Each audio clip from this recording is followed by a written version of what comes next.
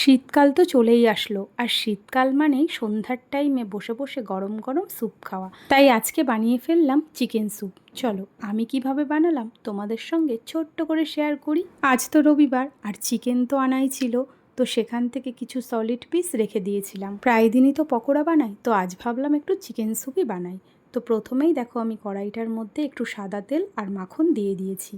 তারপর যেই সলিড টুকরোগুলোকে রেখে দিয়েছিলাম সেগুলোকে লাল লাল করে ভেজে নিয়েছি। তারপর ওর মধ্যে দিয়ে দিয়েছি প্রায় 2 লিটার জল। সেটাকে ফুটিয়ে কিন্তু আমি 1 লিটার করব। পরিমাণ মতো নুন, আর অবশ্যই কিন্তু গোলমরিচ দিতেই হবে।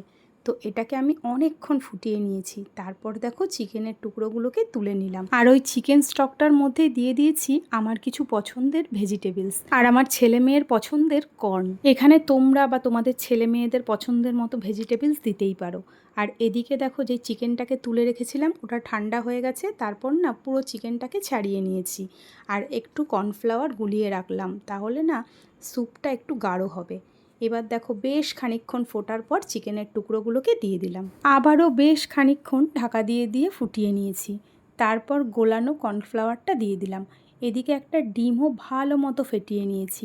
ডিমটা অপশনাল, তোমরা দিতেও পারো নাও পারো, তবে ডিম দিলে কিন্তু ওই যে রেস্টুরেন্টে যেই ধরনের স্যুপ দেয় সেরকমই লাগবে।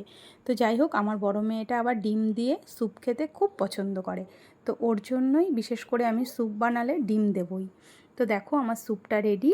এবার আমি ওদের দিয়ে আসবো। আমি কিন্তু ওদের জানাইনি যে বিকেলে আমি আজকে স্যুপ বানাবো, তো ওরা তো দেখে খুব খুশি হয়েছে, ওদের তো দারুণ লেগেছে। আর এটা যেহেতু একটা হেলদি খাবার, আমি এখন মাঝে মাঝেই বানাবো।